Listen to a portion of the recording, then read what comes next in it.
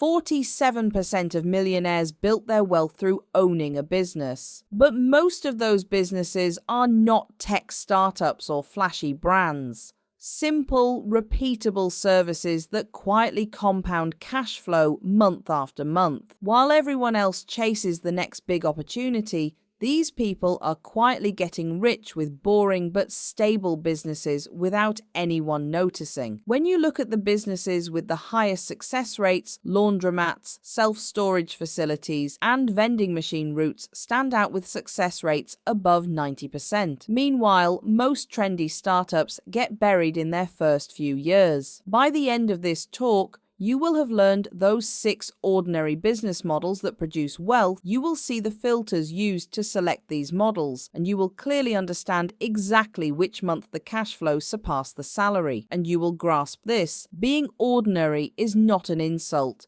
It is precisely the thing to aim for. The hero of our story did not start out rich. At 32, he was an operations coordinator at a logistics company. His monthly take-home pay after taxes was around $3,500. His net worth was basically just a paid-off small car and a few $100s in a savings account. He had tried the exciting routes: a dropshipping store that never turned a profit, a crypto adventure that turned $1,500 into $400, a failed clothing brand that ended with 3 boxes of unsold hoodies filling his hallway. Every attempt had the same pattern: big excitement, complicated processes, uncertain timelines, and no money reliably landing in his account every month. One night, on a late bus ride home, phone in hand, he stumbled across a summary of The Millionaire Next Door by Thomas Stanley and William Danko. The part that hit him was remarkably simple. Most real millionaires are not influencers, they are self-employed people. They run what the authors literally called ordinary, normal businesses: repair companies, small factories, local services that people use again and again. The idea felt almost insulting.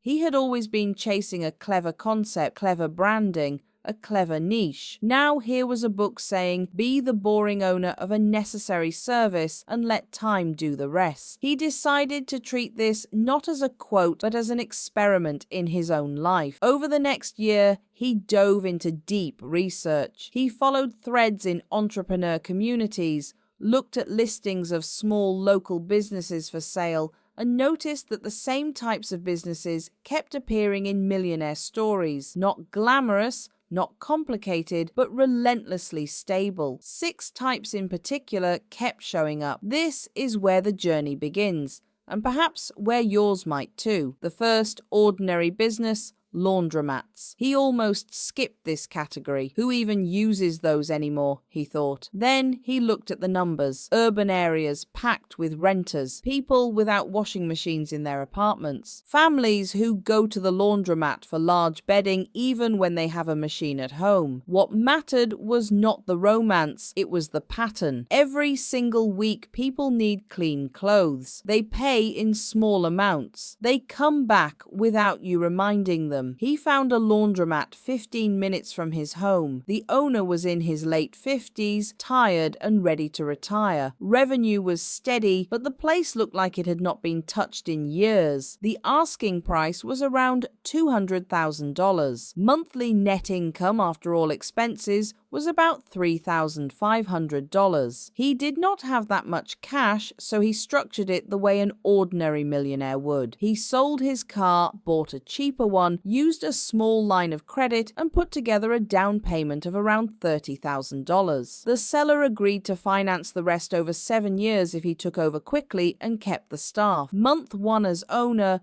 the numbers were not dazzling. Gross revenue was around $8,000. After rent, electricity, water, detergent, a part-time attendant, and the loan payment, what remained was just over $1,200. That was it, barely more than a side income, but that $1,200 did not require extra overtime hours at the logistics job. By month 6, after adding card readers, raising the price slightly per wash, and introducing a simple monthly family wash package, net cash flow rose to $1,700. Nothing explosive, but the direction was clear. Money coming in, no trendy system, No algorithm, just machines spinning month after month. The second ordinary business, vending machine routes. While upgrading the payment systems at the laundromat, every time he refilled the small snack machine near the door, the same chips and drinks ran out first. He had the opportunity to observe real-time grab-and-go consumption habits. He realized the laundromat was not just a laundry business, it was also a captive audience business. He bought his first proper vending machine from a retiring operator for around $700 and placed it near the entrance. Then he picked up 3 more and placed them in a nearby warehouse, a quiet office lobby, and a car repair shop. The vending business is painfully boring. You drive, you restock, you collect small revenue, you see the totals. But that is exactly why it works. In the 3rd month of the vending route, the 4 machines together generated around $1,500 in profit after product costs and fuel. By month 12, after replacing low-selling items and moving one underperforming machine to a busier gym, the route cleared over $2,000 a month. Now 2 ordinary businesses were feeding each other. The laundromat brought heavy foot traffic. The vending machines monetized waiting time. The logistics salary was still $3,500 a month, but the ordinary lane was now above $4,000 a month and climbing. The 3rd ordinary business, self-storage. This one was the most intimidating at first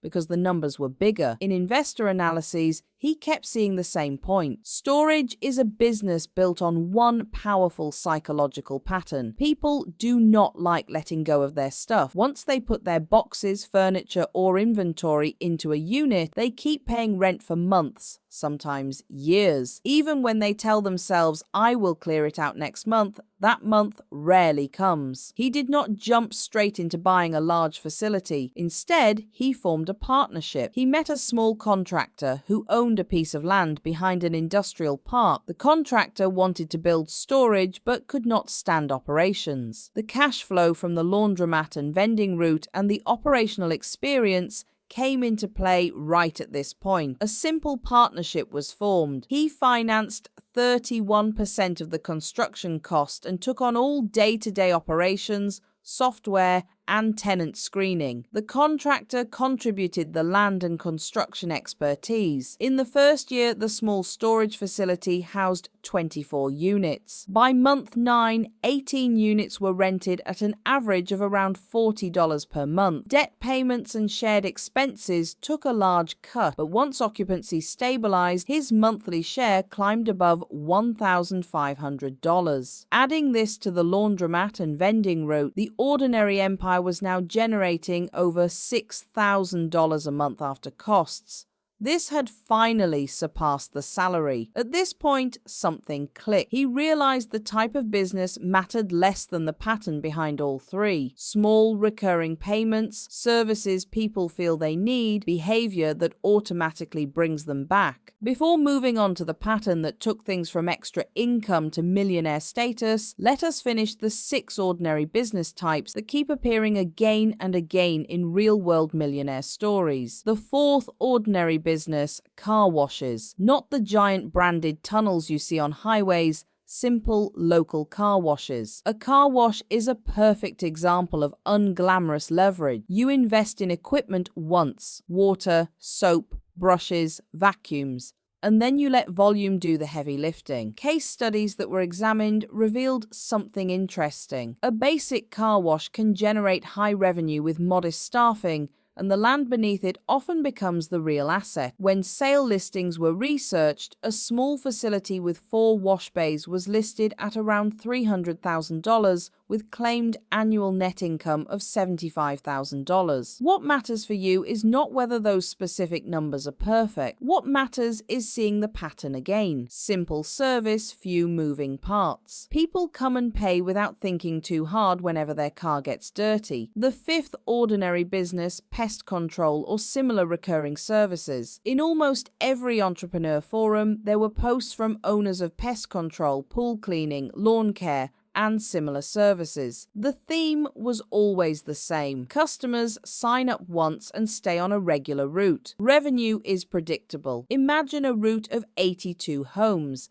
each paying $60 a month for basic pest control. That is nearly $5,000 in gross monthly revenue from one technician, one vehicle, and chemicals. Add 2 more routes and you have a very ordinary multi-income business. The 6th ordinary business, property management. Not skyscrapers, not luxury towers, just being the bridge between everyday landlords and everyday tenants. Collecting rent, arranging repairs, handling move-ins and move-outs. A solo property manager with 50 properties under management at an average fee of $90 per door per month brings in $4,500 in gross fees. Scale that to 150 properties with a small team and you suddenly reach a serious income level, handling tasks most landlords would gladly outsource. He did not build all 6 businesses at once. He focused on the laundromat, vending, and self-storage. But these 6 categories revealed the real lesson. You do not need a brilliant idea.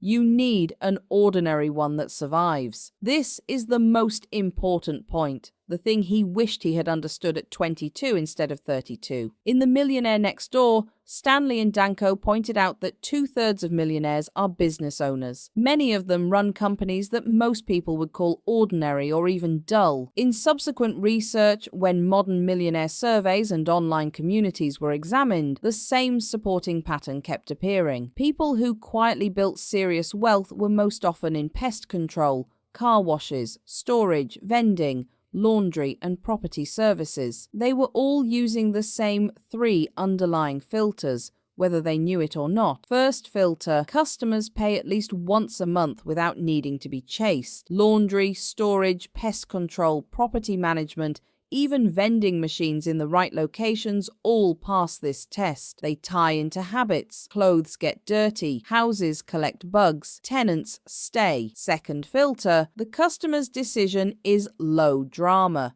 Nobody calls a family meeting to decide on a car wash or a drink from a vending machine. The price is small enough to stay under the emotional radar. That makes your income more stable. Third filter. Over time, you can own or control the asset beneath the cash flow. Washing machines and dryers, storage units and land, car wash bays, vending machines and routes. This is exactly what changed the results. The question, what business could go viral, was abandoned. Instead, the question became, what ordinary business in my city already passes these 3 filters and has an owner who wants out? From there, the numbers did the talking. At 32, net worth was maybe $5,000. At 38, after 6 years of focused and ordinary moves, the picture looked very different. Still wearing the same type of clothes, still driving a practical car, but the laundromat loan was nearly paid off and a new valuation put that business at around $100,000. The share in the storage facility after debt was worth around $25,000. The vending route, sold at a common earnings multiple, could likely fetch around $75,000. Together with retained earnings mostly invested in index funds and a modest home, net worth had crossed $1 million at 38 years old. No single year felt explosive. There was no viral moment, just slow, steady, compounding growth from assets people barely notice when they drive past. So what does this mean for you? First, you do not have to start all the way at ownership. You can step into this world gradually. Spend one quiet afternoon each week searching for real, ordinary businesses for sale in your area. Not online dropshipping stores, but physical or service businesses with years of history. Look at laundromats, vending routes, small storage lots, pest control routes, car washes, or property management firms. Filter every listing through 3 questions. Do customers pay at least monthly? Is each decision low drama? Can you eventually own or control the key asset? Second, stop underestimating small cash flow. The $1,200 from the laundromat did not change life overnight, but it changed the direction. It proved that money could be earned without extra hours at the job. Then $700 from vending and $1,500 from storage were added on top. Stacking ordinary is how the numbers become interesting. Third, accept that being ordinary is a filter for you just as much as for the business. Can you stomach repetition? Can you walk past your own machines, your own units, your own vehicles week after week, adjusting small things, tracking simple dashboards without chasing the next shiny thing? If yes, you are already ahead of most people. Here is what you can do tonight. Pick one of the 6 ordinary categories that fits your city. Just one. If you live in a dense rental area, it might be laundromats or small storage. If you are in quiet suburbs, maybe pest control or lawn care. If you are near commuter traffic, vending or car wash, write down 3 concrete steps. Maybe find 5 laundromats within 30 minutes and note which ones look neglected. Maybe search for vending routes for sale and write down asking prices. Maybe call a property manager tomorrow and ask what tasks they hate the most. These are tiny steps, but tiny, ordinary steps are exactly what started this journey. 6 years later, people say he was lucky. They see the numbers, they see the businesses. They do not see the nights spent reading about washing machines and tenant software instead of chasing the latest trend. You do not need to copy the exact mix of laundromat, vending, and storage. You only need to copy the principle. Own the ordinary. Serve needs not trends. Stack low drama monthly cash flow. If you do this with discipline and give it enough months and enough years, one day you will look up and see that wealth has been quietly growing right in front of your eyes, in those ordinary businesses that nobody even notices as they drive past.